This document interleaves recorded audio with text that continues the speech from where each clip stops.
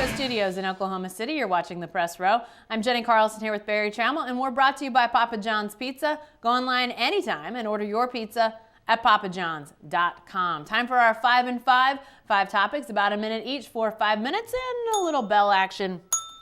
I'm gonna hit it harder than that, Barry. Come on. After each one, a little true-false today. Barry, let's start with this true-false.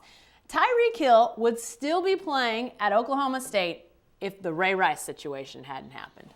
Well, now, it's a fabulous question. I thought long and hard about this.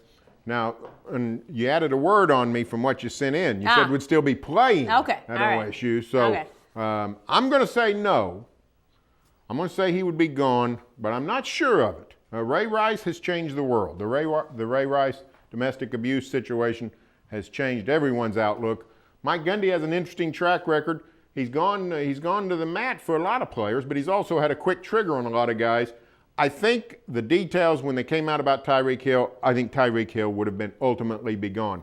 However, it might not have been this quick. Yeah. Mike Gundy acted quick. OSU acted very quickly. And I think that's a result of the Ray Rice. And Mike Gundy said it yesterday.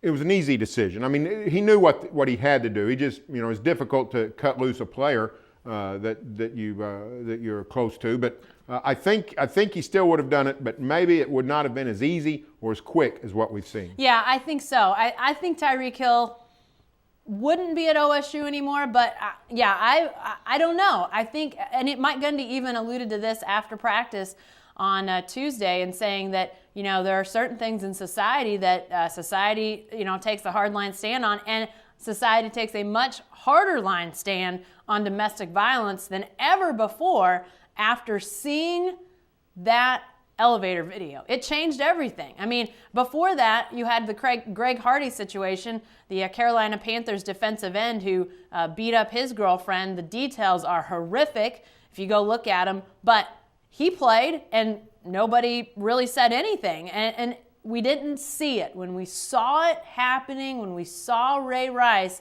hit his now wife Janae, it changed it. We felt it before we believed it. Now we felt it, and I think we can start to mentally go through and think about what we're actually reading about and sort of seeing in our mind's eye now. All right, Barry, true, false, this one. Trevor Knight will start OU's bowl game. I think that's true. Trevor Knight has a chance to have the greatest bowl career in the history of college football because he's one game in. He's unbelievable against Alabama. If he does that 4 times, best postseason in college football history. So I doubt he has another Alabama-type game. That was a fall-out-of-the-sky game, unbelievable performance. But clearly, Trevor Knight gives OU the best chance to win. Cody Thomas performed solid in his 3 games subbing for Trevor Knight, but the passing production wasn't there, and the Sooners are going to have to throw in the future. It's clear, no matter if Samaje Perine is back and is playing well and is productive, you got to throw into today's football, and Trevor Knight gives OU the best chance to do that. Yeah, I think true. I think Trevor Knight will start OU's bowl game, but I think it's an interesting thing because we saw Cody Thomas play 3 games with a seriously depleted wide receiver core, and seriously depleted because it didn't have Sterling Shepard. I mean, let's be honest. The Oklahoma wide receiver core, our man Jason Kersey wrote on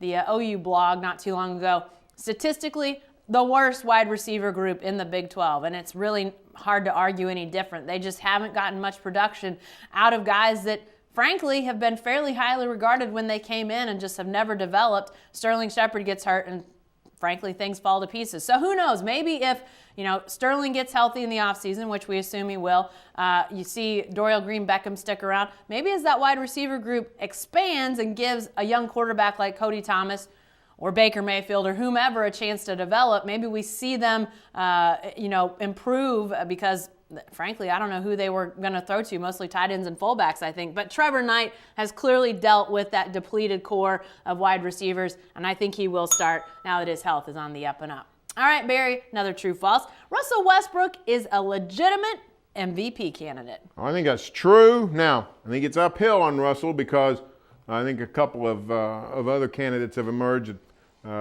James Harden in Houston, but particularly Steph Curry in Golden State. I mean, Golden State is sort of the favorite son right now, the best story. He's the best player, playing great. So I think it's going to be tough to beat out Steph Curry at this point. but Westbrook is making up a lot of ground fast. If he keeps playing like this, the way he's played over the last 10, 12 games, if he keeps playing like this, he's going to win it. I just don't know if he can keep this up because he's playing like Michael Jordan.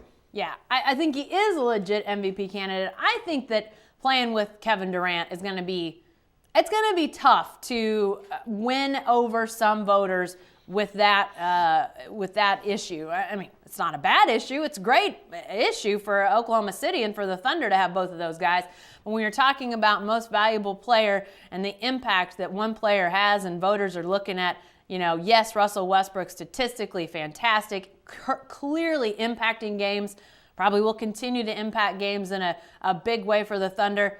But can voters pull the trigger and vote him the MVP over anybody else that doesn't have a Kevin Durant on their team? I'm not sure that they'll ultimately do that, but statistically, he's out of control, out of sight. Fantastic what he's done to this point. All right, Barry, our fun question of the week. Your word of the year. Merriam-Webster of the dictionary fame says that culture is the top word of 2014. You got a favorite word, or I'll even say phrase of 2014? Well, this is not my favorite word, but I'll say it's the word of the year, and that word is tweet. When I was a kid, the word tweet was clearly a word you heard in relationships to birds, with Tweety Bird or Broadway musicals where Bye Bye Birdie, that kind of thing. But anymore, Twitter has taken over at least the younger crowd. Now, you do a lot of you dive into the Twitter world quite a bit, but not excessively so, in my opinion. Right. I don't get in there at all. But when I hear people talk about tweet, I love to hear Mike Gundy and Bob Stoops, people like that. When they use the word Twitter, sometimes they say tweeter, and sometimes they say twit, and sometimes they don't know what they're talking about when it comes to that, but they know more than I do. So it's a word that's really sort of dominating the younger crowd. I assume it's just going to get bigger and bigger until it explodes, and then it'll go away. It's almost become synonymous with, so-and-so said, so-and-so tweeted. We don't even have to point out it was on Twitter anymore. Exactly. It's become synonymous. Exactly. Okay, I'm going to go phrase of the year, and this is one that I think encapsulates a lot of what the sports world here and really across the country, maybe even around the world, fixated on this year. You, the real MVP. It's the Kevin Durant tagline on his MVP speech. People loved the speech. People love Kevin Durant. Obviously, what the Thunder did got people so fired up around here. Continues to still. That's my phrase of the year. You got word of the year. I'll take phrase of the year. How's that? Sounds all right to me. All right. Merriam-Webster, eat your heart out. Encapsulates and not a bad. You just threw that out. That's not a bad word of the year. I try. All right, one more true-false, Barry. This involves the Capitol Hill mascot situation. Capitol Hill's new nickname should be Patriots. Now, we solicited from people, said what should the nickname be, and that was the name that most often came up. I'm going to say false for multiple reasons. One is we've got a Patriots just down the road. They're at over off Council Road, Putnam City West. Long has been the Patriots. Not that far from Capitol Hill, 7, 8, 9, 10 miles. So no to Patriots. Also, I'm not one of these who think just because you work on Capitol Hill, you're a Patriot. I think if you're going to go with that name, let's just go with Capitol Hill Knuckleheads. That's who seems to work on Capitol Hill. I would think, we've got a nice little, we've changed the demographics of South Oklahoma City. Capitol Hill, heavily Hispanic right now. How about the conquistadors? We haven't had conquistadors in Oklahoma high schools. I like unique nicknames. Find me a name that's not in use. I don't believe anybody is the conquistadors. I like that one. I'm also going to say false to the Patriots. I think it's interesting. I think it's a good, prideful, proud nickname. I think it could be definitely considered. But you know what? I kind of like toppers. Obviously it plays off the hill aspect of things. Hilltoppers is Western Kentucky. I know it's out there, but to my knowledge, nobody else uses it in Oklahoma. So you could have some fun with it. It's obviously, the imagery would be of somebody at the top, which is very, again, prideful. I kind of like toppers. I'm coming around to that one. Yeah. It's not conquistadors. Capitol Hill is close to the top of a hill. They're at 25th and Commerce, where you got the Oklahoma Opry. It is on a hill, yeah. So the school is aptly named. There you go. All right, be sure to stay with the best coverage team anywhere, newsok.com, and every day in the Oklahoman.